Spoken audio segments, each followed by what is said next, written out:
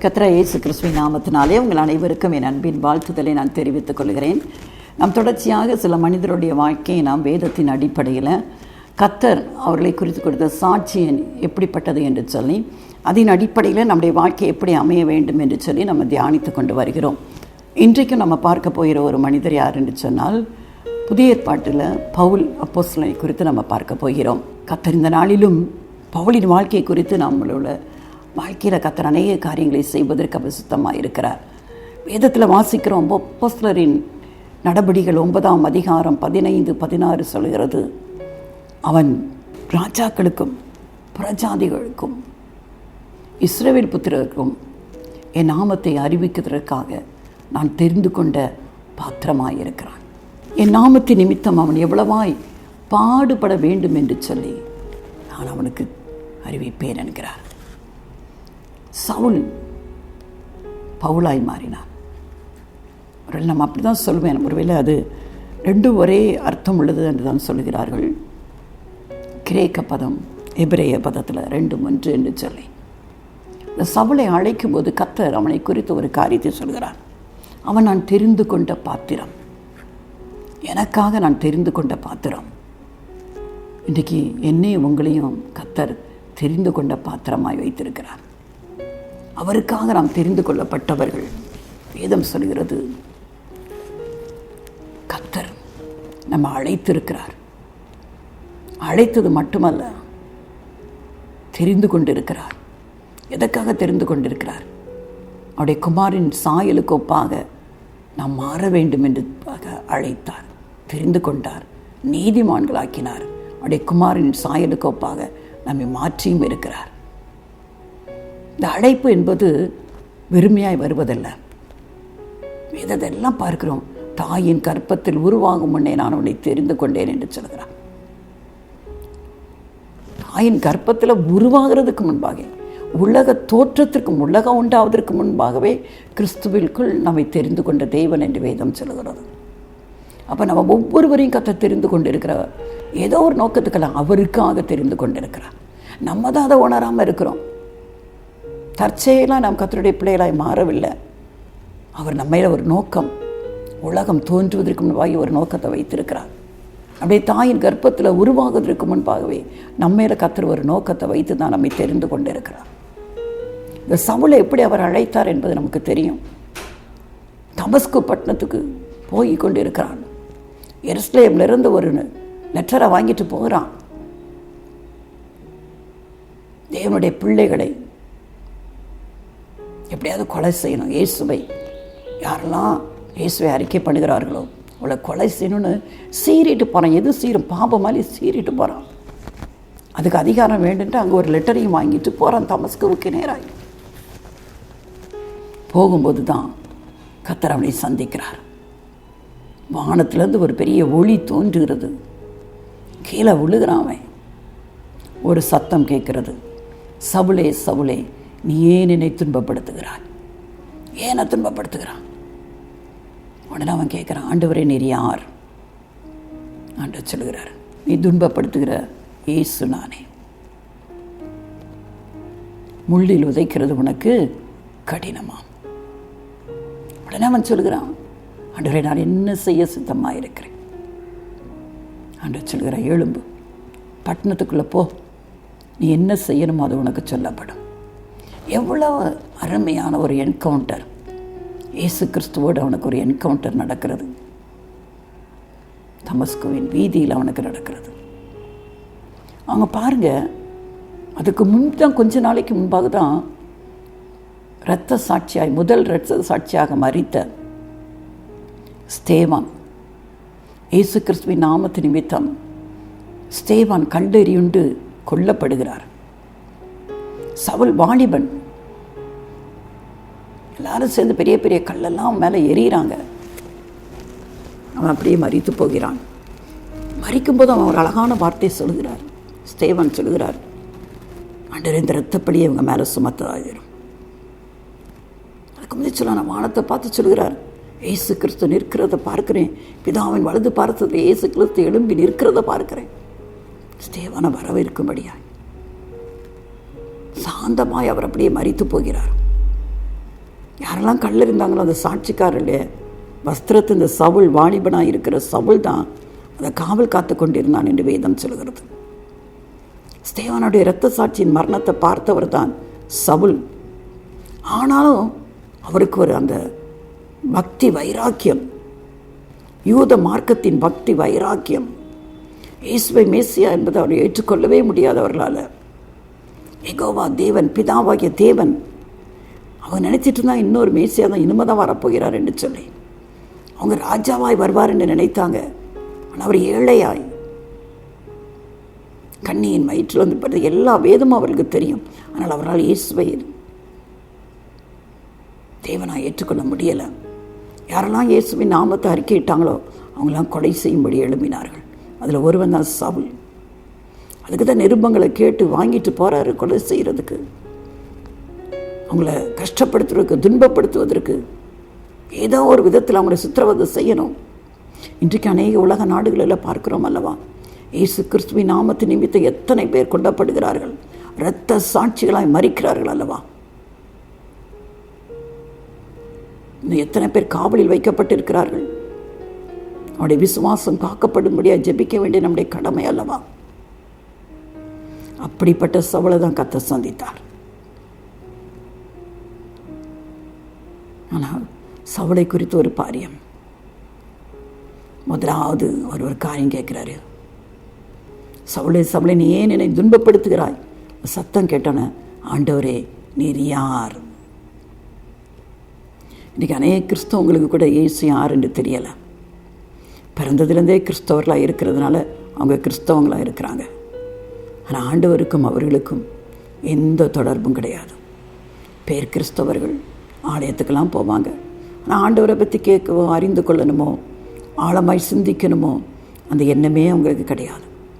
ஆனால் முதல் முறையாக ஆண்டவருடைய சத்தத்தை கேட்ட உடனே சவுல் கேட்கிறார், ஆண்டவரே நீர் யார்? நாம் அறிந்திருக்கிறோமா? இயேசு யார் என்று நம்மை அறிந்திருக்கிறோமா? இயேசுவை எல்லாருக்குமே தெரியும். எப்படி தெரியும்? கிறிஸ்தவர்களின் தெய்வம் என்று தெரியும். இல்லை, சில பேர் சொல்லுவாங்க அவர் வெளிநாட்டு தெய்வம் என்று சொல்லுவார்கள். ஆனால் தனிப்பட்ட விதத்தில் எனக்கும் உங்களுக்கும் இயேசு யார் என்று தெரியுமா? நீங்கள் ஒரு வேலை பார்க்குறீங்கன்னு வச்சுக்கிங்க. உங்கள் வேலை ஸ்தலத்தில் உள்ளவங்களுக்கு நீங்கள் அவங்களுக்கு ஒரு முதலாளின்னு என்று தெரியலாம். உங்கள் வீட்டில் உங்கள் பிள்ளைகளுக்கு நீங்கள் தகப்பனோ தாய் என்று தெரியலாம். ஆனால் உங்கள் கணவன் அல்லது மனைவிக்கு நீங்கள் உங்களுடைய எல்லா வெறுப்பும் அவர்களுக்கு தெரியும். பிள்ளைகளுக்கு தெரியாது கூட கணவனுக்கோ மனைவிக்கோ தெரியும். ஏன்னா அவர்களுக்கு இடையில் அவ்வளோ ஒரு ஆழ்ந்த உறவு உண்டு அல்லவா. அந்த உறவுக்கு தான் கர்த்தர் நம்மை அழைக்கிறார். நமக்கும் அவருக்கும் எந்த ரகசியமும் இருக்கக்கூடாது. நம்மை குறித்து எல்லாவற்றையும் அறிந்திருக்கிற தேவனை குறித்து நாமும் அறிந்திருக்கணும். அந்த அளவுக்கு கம்யூனிகேஷன் இருக்கணும். பிள்ளைகள்கிட்ட சொல்ல முடியாதெல்லாம் தகப்பன் இடத்துல சொல்வார்கள். தாயும் தகப்பனும் பேசிக்கொள்வார்கள் அல்லவா. அந்த அளவுக்கு க்ளோஸ் ரிலேஷன்ஷிப் இருக்க வேண்டும் என்று சொல்லி தான் கர்த்தர் இன்றைக்கு விரும்புகிறார் அல்லவா. நம்ம ஆண்டவரை அப்படியே அறிந்து வைத்திருக்கிறோமா? இயேசு யார் என்று நமக்கு தெரியுமா? இல்லாட்டில் இயேசுன்னு யாருன்னு தெரியாமலே கிறிஸ்தவ வாழ்க்கை வாழ்ந்து கொண்டு இருக்கிறோமா? நானும் ஒரு கிறிஸ்தவன், நானும் ஒரு தெய்வ பிள்ளை என்று நம்ம ஏமாற்றி கொண்டு இருக்கிறோமா? ஆண்டவரே நீர் யார்? பேதுரு எழுதின நிருபத்தை பாருங்க. ஆண்டவராகிய கிறிஸ்துவை அறிகிற அறிவில் வளரணும் என்று சொல்லி நிருபம் முழுவதும் அதுதான் எழுதுகிறார். இயேசு கிறிஸ்துவை அறிகிற அறிவு நமக்கு வேண்டும் அல்லவா. அவர் யார், எப்படிப்பட்டவர், அவருடைய குணம் என்ன, அதெல்லாம் நாம் அறிந்து வைத்திருக்க வேண்டும். அதுதான் உண்மையான ஒரு தெய்வ பிள்ளை. அவரை குறித்து எங்கே போய் அறிய முடியும்? தினம் இந்த வேத வசனம். அந்த எண்ணத்தோடு இந்த வேத வசனத்தை நம்ம வாசிப்போம் என்று சொன்னால் இந்த வசனத்தில் தான் இயேசு நமக்கு வெளிப்படுவார். இந்த வசனமே இயேசுவாக இருக்கிறது தெரியுங்களா. அந்த வார்த்தை மாம்சமாகி கிருபையினாலும் சத்தியத்தினாலும் நிறைந்தவராய் நமக்குள்ளே வாசம். இந்த வார்த்தை, இந்த ஜீவனுள்ள வார்த்தை இயேசு. இதை வாசிக்கும் போது தான் கர்த்தர் தன்னை யார் என்று நமக்கு வெளிப்படுத்துவார். அப்போ அந்த வாஞ்சை நமக்கு வேணும்னா இயேசு யார் என்று நம்ம அறிய வேண்டும் என்று சொன்னால் இந்த வேதத்தை வாசித்தா தான் நமக்கு தெரியும். கடமைக்காக காலையில் வாசித்தாட்டா இன்றைக்கி ஏதாவது எல்லாமே கஷ்டமாயிரும், இல்லை ஆண்டவர் நம்ம தண்டிச்சிடுவார் அந்த நோக்கத்தில் நம்ம வாசிப்போம் என்று சொன்னால் ஆண்டவர் நமக்கு வெளிப்பட மாட்டார். பாட்டு படிக்கிறோம் இல்லைமா, இன்னும் உண்மை அறியணுமே, இன்னும் கிட்டி சேரணுமே. அந்த வாஞ்சியோட ஆண்டவரை வேதத்தை வாசிக்கும் போது, ஆண்டவரே நீங்கள் யார் என்று நான் அறிந்து கொள்ள, இன்னும் உங்களோடு நான் நெருங்கி வாழ எனக்கு உதவி செய்யுங்க என்று சொல்லி நம்ம வாசிப்போம் என்று சொன்னால் அவர் நமக்கு தம்மை வெளிப்படுத்துகிற தேவனை பாருங்கள். சவுல் கேட்குறாரு, நீர் யார்? அழகாய் ஆண்டவர் சொல், நீ துன்பப்படுத்துகிற இயேசு நானே. அவன் நினைக்கிறான் இயேசுவை அறிக்கை பண்ணுகிற ஒவ்வொருவரையும் அவன் இழுத்து அடித்து கொலைவெறியோடு அலைந்து கொண்டு இருக்கிறான். அவனுக்கு தெரியல இப்படி செய்வது யாரை துன்பப்படுத்துகிறதுக்கு அடையாளம்? இயேசுவை துன்பப்படுத்துவதற்கு. இன்றைக்கும் அநேக இடங்களில் தெய்வ பிள்ளைகள் அடிக்கப்படுகிறார்கள் அல்லவா? இயேசு கிறிஸ்துவின் நாமத்து நிமித்தம் எத்தனை வேதனைகளை அனுபவிக்கிறார்கள். அவங்க நினைக்கிறாங்க இவர்களெல்லாம் துன்பப்படுத்தி கொண்டிருக்க சந்தோஷம் அடைந்திருக்காங்க. ஆனால் அவங்களுக்கு தெரியாது அவங்க துன்பப்படுத்துகிறது யாரை தெரியுமா? நம்மளை உண்டாக்கின தேவனை துன்பப்படுத்தி கொண்டிருக்கிறார்கள். சிருஷ்டித்த தேவனை, நியாய தீர்ப்பு கொடுக்க வரப்போகிற தேவனை அதை அறிந்திருந்தார்கள் என்று சொன்னால் ஒருவரும் அதை செய்ய மாட்டார்கள். நியாய தீர்ப்பு நெருங்கி வந்து கொண்டிருக்கிறது. நாம் செய்த ஒவ்வொரு பாவங்களுக்காகவும் இயேசு கிறிஸ்துவின் இரத்தத்தினால கழுவப்படாத பட்சத்தில் நாம் செய்த ஒவ்வொரு பாவத்துக்கும் நியாய தீர்ப்பு உண்டு. இந்த உலகத்திலேயே ஒருத்தன் பாவம் செய்தான் சட்டத்திற்கு முன்பாக அவன் தப்பித்து கொள்ளவே முடியாது. ஒருவேளை இன்றைக்கு அநேகர் பலவித வேறு விதமான காரியங்களை செய்து சட்டத்திலிருந்து தப்பிக்கொள்ள பார்க்கிறார்கள். ஆனால் தேவ சட்டத்துக்கு முன்பாக யாரும் தப்பிக்கொள்ள முடியாது. 2000 ஆண்டுகளுக்கு முன்பு இந்த உலகத்தில் தேவாதி தேவன் இயேசுவாய் மனுஷனாய் வந்து பிறந்தார். பிறந்தது மட்டுமல்ல, 33.5 ஆண்டுகள் இந்த உலகத்தில் வாழ்ந்து பாவமில்லாத ஒரு வாழ்க்கை வாழ்ந்து மரிப்பதற்காகவே இந்த உலகத்தில் வந்து பிறந்த தெய்வம் இயேசு கிறிஸ்து மனுஷர்கள் மேலே வைத்த அன்பு நிமித்தம் பாவத்திலிருந்து விடுதலை இல்லாமல் தவிக்கிற அந்த மனுக்குலத்திற்கு ரட்சிப்பை கொடுப்பதற்காக சிலுவையில் தன் ஜீவனை கொடுத்தார் அல்லவா? அந்த ஜீவன், அதிலிருந்து வழிகிற ரத்தம் நம்முடைய பாவத்திலிருந்து விடுதலை கொடுக்கிறது அல்லவா? ஒருவேளை உலகத்தின் சட்டத்திற்கு முன்பாக நாம் தப்பித்துக் கொள்ள முடியும். ஆனால் இதே தெய்வன், அன்போடு வந்து தேவன், மனுக்குலம் ரட்சிப்பதற்காக வந்த தெய்வன் இன்னொரு முறை வெளிப்பட இருக்கிறார். இன்னொரு முறை வர இருக்கிறார். யாராய் வரப்போகிறார்? அன்பின் திவ்யமாய் இல்லை, நீதியுள்ள நியாயாதிபதியாய். உலகத்தில் எப்படி ஜட்ஜஸ் இருக்கிறார்களோ அப்படி ஒரு நீதிபதியாய் வரப்போகிறார். அவருக்கு முன்பாக இந்த உலகமே நிற்க வேண்டும். இப்பொழுது வாழ்ந்து கொண்டிருக்கிற மக்கள், முன்பே மரித்து போன மக்கள், இனி பறக்கப் போகிற மக்கள் எல்லாரும் அவருக்கு முன்பாக நிற்க வேண்டும். அவருடைய நியாய தீர்ப்புக்கு முன்பாக யாருடைய பாவங்கள் எல்லாம் இயேசு கிறிஸ்துவின் இரத்தத்தினாலே, அந்த அன்பின் தெய்வத்தின் இரத்தத்தினால கழுவப்பட்டு இருக்கிறதோ, யாருடைய பாவமெல்லாம் அதை விடுதலை பெற்றுக்கொண்டிருக்கிறார்களோ அவர்கள் மட்டும்தான் பரலோகத்திற்கு போக முடியும். இன்றைக்கு ஒருவேளை தேவ பிள்ளைகளை துன்புறுத்தி இன்பம் கண்டு கொண்டு இருக்கலாம். இயேசுவின் இரத்தத்தினால் இந்த பாவம் மன்னிக்காத பட்சத்தில் அந்த நியாய தீர்ப்பு நாளில் ஐயோ எவ்வளவு பயங்கரமாக இருக்கும் அந்த நாள். என்றென்றும் அவியாத அக்னி கடலாகிய நரகத்தில் பிசாசுக்கோடு அவனுடைய தூதர்களோடு தள்ளப்படுவார்கள் என்று வேதம் திட்டமும் தெளிவுமாய் சொல்லப்பட்டிருக்கிறது. தேவனுடைய பிள்ளைகளை துன்புறுத்துவது எதற்கு சமானம் என்று வேதம் சொல்கிறது? நீ துன்பப்படுத்துகிற இயேசு நானே. நீ இந்த ஜனங்களை துன்பப்படுத்துகிற, நீ யாரை துன்பப்படுத்துகிற தெரியுமா? என்ன நீ துன்பப்படுத்தி கொண்டிருக்கிற? முள்ளில் உதைக்கிறது உனக்கு கடினமாம். முள்ளில் போய் கோபத்தில் உதைத்து பார்த்தா யாருக்கு வலி? முள்ளுக்கா வலி? முள்ளு நம்ம காலை குத்தி கிளறி விடும் அல்லவா? அதுதான் ஆண்டவர் சொல்கிறார். முள்ளில் உதைக்கிறது உனக்கு கடினமா? எவ்வளோ நேரம் இப்படி உதைத்து கொண்டு இருப்பாய்? அவன் நடுங்குறான், திகைத்து போகிறான். அடுத்த கேள்வி கேட்குறான் பாருங்க, ஆண்டவரே நீர் என்ன செய்ய சுத்தமாயிருக்க? ஒரு வினாடியில் அவன் புரிந்து கொண்டான் இயேசு யார் என்பதை. உடனடியாக கேட்கிறான், ஆண்டவரே நான் என்ன செய்ய சுத்தமாயிருக்கிறேன்? அருமையான ஒரு மனம் திரும்புதல். அவனுடைய வாழ்க்கை முழுமையாய் மாறி போனது. பவுளை போல பணக்காரன் யாரும் கிடையாது என்று சொல்கிறார்கள். எத்தனையோ கப்பல்களுக்கு அவன் முதலாளி. கமாலியலின் பாதத்தில் படித்து வளர்ந்தவன். கமாலியல் பெரிய பிலாசபர், தத்துவ ஞானி. அவர் பாதத்தில் படிக்க, அவர்கிட்ட இருந்து படிக்க வேண்டும் என்று சொன்னால் எல்லாராலும் முடியாது. அந்த கமாலியலின் பாதத்தில் கற்று அறிந்த பயங்கர அறிவாளி அவன் பவுல். அது மட்டுமல்ல, மதத்தின் அடிப்படையில், யூத மதத்தின் அடிப்படையில் குற்றம் சாட்டப்படாதவன். நியாயப்பிரமாணத்தில் இருக்கிற அத்தனை கட்டளைகளுக்கும் கற்பனைகளுக்கும் கீழ்ப்படிந்து நடந்தவன். நியாயப்பிரமாணத்தில் கொலை செய்யாதிருப்பாயாக, பொய் சொல்லாதிருப்பாயாக இருக்கிறது. கொலை செய்யாமல் பொய் சொன்னாலும் பாவம்தான். ஆனால் அப்படிப்பட்ட எல்லாவித காரியத்திலும் அவன் குற்றம் சாட்டாதப்படவன். பரிசேயர்களை பிறந்த பரிசேயன், விருத்த சேதனம் பெற்றவன். எல்லா குவாலிஃபிகேஷனும் பவுலுக்கு இருந்தது. ஆனால் அதை சொல்கிறான், எல்லாவற்றையும் கர்த்தராகிய இயேசு கிறிஸ்துவை அறிகிற அறிவின் மேன்மைக்காக எல்லாவற்றையும் நஷ்டமும் குப்பையுமாக எண்ணுகிறேன் என்று சொல்கிறார். எவ்வளவு பெரிய மாற்றம் பவுலுடைய வாழ்க்கையில் பார்த்தீங்களா? ஒரே ஒரு என்கவுண்டர் இயேசுவோடு. நீங்கள் யாருன்னு கேட்டான், அடுத்தது முள்ளில் உதைக்கிறது உனக்கு கடினமாம் என்ற வார்த்தையை கேட்ட உடனே, ஆண்டவரே நான் என்ன செய்ய சுத்தமாக இருக்கிறேன், உடனே தன் வாழ்க்கையை ஒப்பு கொடுத்தான். இன்றைக்கும் யாரெல்லாம் இதை கேட்டுக்கொண்டு ஒரு இவ்வளவு நாள் ஏசுனாலே ஒரு வெறுப்போடு நீங்கள் வாழ்ந்து கொண்டு இருக்கலாம். இதெல்லாம் ஒரு தெய்வமா, இதெல்லாம் ஒரு அந்நிய நாட்டு தெய்வம் அப்படின்னு சொல்லி நீங்கள் எண்ணத்தோடு கூட நீங்கள் வாழ்ந்து கொண்டு இருக்கலாம். இல்லை இல்லை, அவர் வரப்போகிற நீதி உள்ள நியாயாதிபதி. அவருக்கு முன்பாக எல்லாரும் கணக்கு ஒப்புவிக்க வேண்டும்.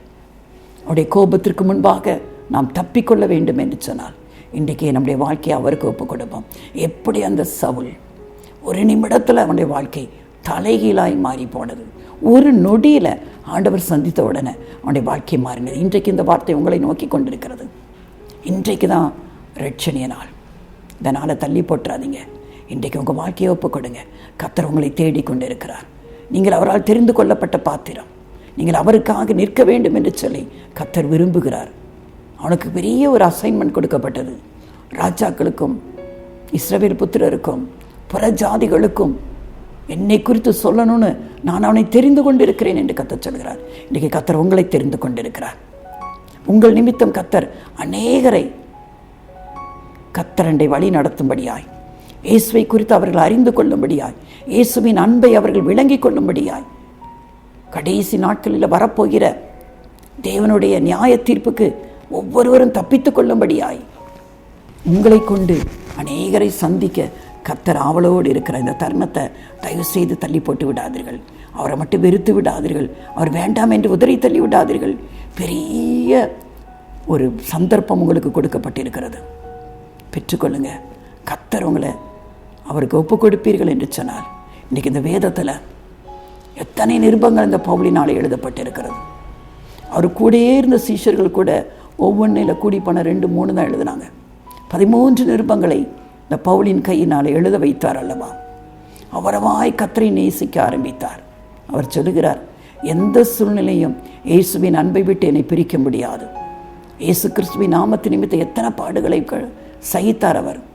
அடி, உத, கண்விழிப்பு, உபவாசம், மரணமானாலும் ஜீவனானாலும் நிகழ்காலமானாலும் வருங்காரியமானாலும் பசியோ பட்டினியோ பட்டயமோ எதுவும் தேவனுடைய அன்பை விட்டு என்னை பிரிக்க மாட்டாது என்று சொல்லி சவால் கொடுக்கிறது பவுல்.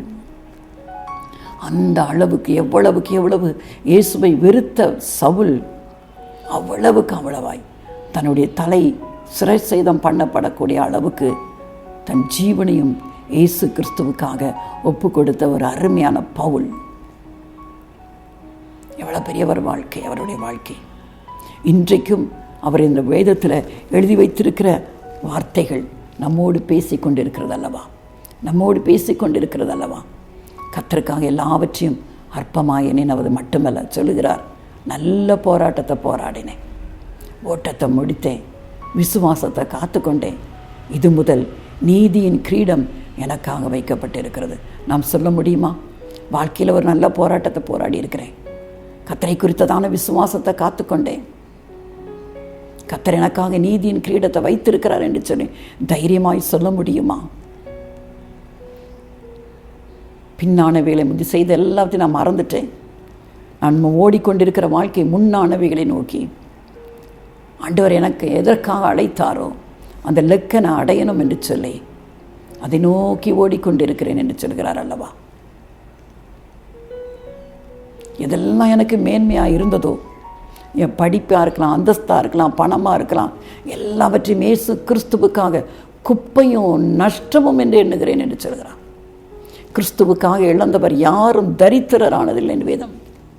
அவருக்காக நம்ம எதை எழுத்தாலும் 100 தனையாக வேதம் அழகாய் சொல்கிறது. என் நிமித்தம் வீட்டையாது, மனைவியாது, கணவனையாது, பிள்ளைகளையாது, நிலங்களையாது விட்டவன் எவனும் 100 தனையாய் பெற்றுக்கொள்வான். விட்டவன்னா எல்லாத்தையும் விட்டுட்டுவான்னு ஆண்டவர் சொல்லலை. இயேசுவுக்கு முதலிடம் கொடுக்காம இதை கொண்டு முன்னுக்கு வைக்கவே கூடாது. வாழ்க்கையில் இயேசு தான் முதல். நீங்கள் அவருக்காக, அவர் தான் முதல் நம்முடைய வாழ்க்கையில் அன்பாக இருக்கணும். அவர் மேலே வைத்து விட்டு நீங்கள் ஓடுவீர்கள் என்று சொன்னார். கர்த்தர் எல்லாவற்றையும் 100 தனையாய் அவருடைய சிலுவையை எடுத்துக்கொண்டு அவருக்கு பின்னாக நம்ம செல்கிற ஒரு சீஷனாகிய ஒரு வாழ்க்கை வாழ்வோம் என்று சொன்னார். கர்த்தர் எல்லாவற்றையும் நம்மை ஆசீர்வதிக்கிற தேவனாயிருக்கிறார். உங்கள் முன்னிலைமை காட்டிலும் பின்னிலைமை அதிக ஆசீர்வாதமாக இருக்கும். இயேசு இல்லாத முன்னிலைமை, இயேசுவோடு பின்னிலைமை மிகுந்த ஆசீர்வாதத்தை கொண்டு வரும். பவுல் அப்படிதான் மேன்மையாக உயர்த்தப்பட்டார். இன்றைக்கு ஒருவேளை இயேசு கிறிஸ்துவின் மரணத்திற்கு முன்பாக தம்முடைய சீஷர்களோடு கூட அவர் ராபோஜனம் பண்ணுகிறார். அப்பத்தை எடுத்து எல்லாருக்கும் பிட்டு கொடுக்கிறார். இது உங்களுக்காக பிற்கப்படுகிற என்னுடைய சரீரம். 2வது திராட்சை ரசத்தை எடுத்து எல்லாருக்கும், இதோடு நான் ஒரு புது உடன்படிக்கை உங்களோடு பண்ணுகிறேன், என் மரணத்து நிமித்தம் உங்களோட ஒரு புது உடன்படிக்கை உங்களுக்காக சிந்தப்படுகிற என்னுடைய ரத்தம் என்று சொல்லி இந்த திராட்சை ரசத்தை எல்லாருக்கும் கொடுக்கிறார் அல்லவா. ஆனால் பவுல் எழுதுகிறார், இந்த சம்பவம் சீஷர்களிடத்திலிருந்து அவர் கற்றுக்கொள்ளவில்லை. இயேசு அவர் அப்படியே எழுதுகிறார். அப்பொழுது இயேசு அப்பத்தை எடுத்து அப்படியே நடந்ததை பவுலுக்கு அப்படியே அவர் காண்பித்திருக்கிறார். அவ்வளவாய் பவுல் இடத்துல ஆண்டவர் தன்னுடைய அத்தனை ரகசியங்களையும் அவர் பகிர்ந்து கொண்டவர். பரிசுத்த ஆவியானவர் அவருக்கு எல்லாவற்றையும் தெளிவாய் காட்டியிருந்தனால தான் இந்த வேதத்தில் அந்த எழுத்துக்கள் பொறிக்கப்பட்டு இருக்கிறது. இதை கேட்டுக்கொண்டு இருக்கிற அருமையான தெய்வ பிள்ளைகளை, அன்பு வாலிப பிள்ளைகளை, கர்த்தர் உங்களை தான் தேடிக்கொண்டு இருக்கிறார். உங்களை ஒரு பவுலாய் மாற்றுவதற்காக, அவருக்காக ஒரு பாத்திரமாய் மாற்றும்படியாய், அவருடைய சேவையை செய்யும்படியாய், நீங்கள் வசிக்கிற இடத்துல, நீங்கள் பணிபுரிகிற இடத்துல, நீங்கள் படித்து கொண்டிருக்கிற இடத்துல, உலகம் முழுவதும் பாவத்துக்குள்ளே விழுந்து கிடக்கிறது அல்லவா. இதுவரைக்கும் கேள்விப்பட்டிராத பொல்லாத காலத்தில் நம்ம வாழ்ந்து கொண்டு இருக்கிறோம். இதுவரைக்கும் கேள்விப்பட்டிராத பொல்லாத அசுத்தங்கள் நிறைந்த உலகத்தில் வாழ்ந்து கொண்டு இருக்கிறோம். இதுவரைக்கும் கேள்விப்பட்டிராத பயங்கரமான பாலியல் குற்றங்கள், அருவருப்புகள், இச்சையின் கிரியைகள் நிறைந்திருக்கிற உலகத்தில் வாழ்ந்து கொண்டு இருக்கிறோம். அதில் தான் உங்களை கர்த்தர் தேடிக்கொண்டு இருக்கிறார். எனக்கு ஏற்ற ஒரு பாத்திரமாய் உன் வாழ்க்கையை கர்த்தருக்கு ஒப்பு கொடுப்பாயா? உன் வாழ்க்கையை கர்த்தருக்கு பவுல் ஒரு நிமிடத்தில் தன் வாழ்க்கையை ஒப்பு கொடுத்தார். ஆண்டவரே, நான் என்ன செய்ய சுத்தமாக இருக்கிறேன். இன்றைக்கு உங்கள் வாழ்க்கையை நீங்கள் கர்த்தருக்கு ஒப்பு கொடுப்பீர்கள் என்று சொன்னால், நீங்கள் நினைத்து கூட பார்க்க முடியாத அளவுக்கு கர்த்தர் உங்களை உயர்த்தி ஆசீர்வதிக்கு அவர் உண்மையுள்ள தேவனாக இருக்கிறார். இப்படிப்பட்டவர்களை தான் கர்த்தர் இன்றைக்கு தேடிக்கொண்டு இருக்கிறார். நீங்கள் தற்செயலாக இந்த செய்தியை நீங்கள் கேட்கவில்லை. கர்த்தர் உங்கள் மேலே ஒரு நோக்கத்தை வைத்திருக்கிறார். அவருடைய உள்ளம் தேடிக்கொண்டு இருக்கிறது. நீங்கள் ஒரு பவுலாய் மாறுவீர்களா? பவுலாய் மாறுவீர்களா? ஆண்டவருக்காக ஒருபுறம் கர்த்தருக்காக நின்ற பவுல், ஒருபுறம் அவருக்காக அவர் சகித்த வேதனைகள், எத்தனை பாடுகள் மத்தியில் அவர் கடந்து சென்றால் தெரியுமா? எத்தனை உபத்திரவங்கள். அன்றைக்கு யூத ஜனங்கள் மேசியா ஆகிய இயேசு வந்த பிறகும் அவரை மேசியா என்று ஏற்றுக்கொள்ளவில்லை.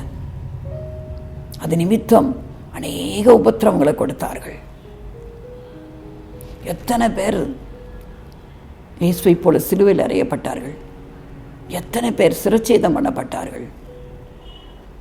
எத்தனை பேர் கொதிக்கிற எண்ணெயில் தூக்கி போடப்பட்டார்கள். ஆண்டவருடைய சீஷருடைய மரணம் பயங்கரமாக இருந்தது.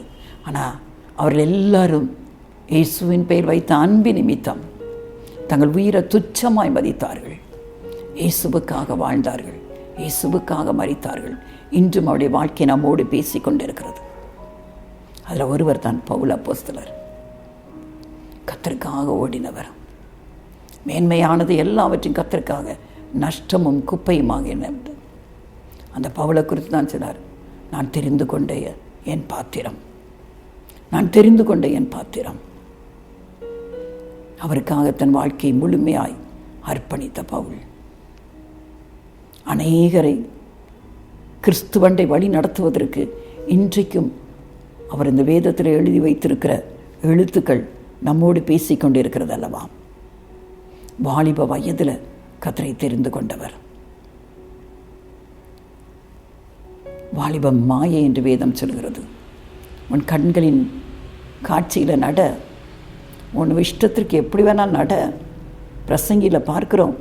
ஆனாலும் இவை எல்லாவற்றிலும் கர்த்தர் உன்னை நியாயத்திலே கொண்டு வந்து நிறுத்துவார் என்பதை நீ அறிந்து கொள். அதுதான் முக்கியம். உன் இளமையிலும் உன் கண்ணின் காட்சியிலும் உன் நெஞ்சின் நினைவுகளின் நட.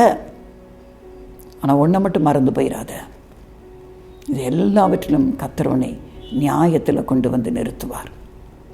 அந்த நியாயத்திற்கு முன்பாக தப்பித்து கொள்ள வேண்டும் என்று சொன்னார். இன்றைக்கே நம்முடைய வாழ்க்கையை ஒப்புக் கொடுப்போம். கர்த்தரை வெறுத்து கர்த்தருக்கு விரோதமான காரியங்களை செய்து அதில் மனமகிழ்ச்சியாக இருந்த ஒரு சவுல், அதை சந்தோஷமாக எண்ணிக்கொண்டிருந்த ஒரு சவுல் இன்றைக்கு கர்த்தரால் சந்திக்கப்பட்டாரோ, இன்றைக்கு அவருடைய பெயரை சொல்லி கர்த்தர் கூப்பிட்டாரோ, இன்றைக்கு யார் என்று அவன் கேட்டவுடனே, நீர் யார் என்று கேட்டவுடனே தன்னை யார் என்று சொல்லி தன்னை வெளிப்படுத்தினாரோ, அந்த நிமிடமே அவனுடைய வாழ்க்கை தலைகீழாய் மாறினது. அவன் சந்தித்த உடனே அவன் கண் குருடாக்கப்பட்டது. 3 நாள் புசிக்கலாம் இல்லை, குடிக்கலாம் இல்லை, கண் குருடியாகவே ஜெபம் பண்ண, உடனே ஜெபம் பண்ண ஆரம்பித்தான். அவனுக்காக ஒரு தேவ மனுஷனை கர்த்தர் அனுப்பி அவனை சந்தித்தது போல இன்றைக்கும் கர்த்தர் உங்களை சந்திக்க ஆயத்தமாக இருக்கிறேன். ஜெபிப்போமா. இசப்பா, இந்த வார்த்தைகளை கேட்டுக்கொண்டிருக்கிற அருமையான பிள்ளைகள், சவுளை சந்தித்து அவனுடைய வாழ்க்கையை தலைகீழாய் மாற்றின தேவன் இன்றைக்கு அவனுடைய ஒவ்வொருடைய வாழ்க்கையை நீங்கள் மாற்றுவதற்கு இன்றைக்கு வந்திருக்கிறீங்கப்பா. யாரெல்லாம் அதை உணர்கிறார்களோ வாழ்க்கையில் ஒரு மாற்றத்தை கொண்டு வாங்க. உமக்காக எழும்பி பிரகாசிக்கட்டும் அப்பா. ஆண்டவரே, வேதனையோடு இருக்கிற ஒவ்வொருடைய துக்கங்களும் ஆண்டவரே இன்றைக்கு ஆண்டவரே சந்தோஷமாய் மாறட்டும். இயேசுவின் நாமத்தில் பிதாவே, ஆமென்.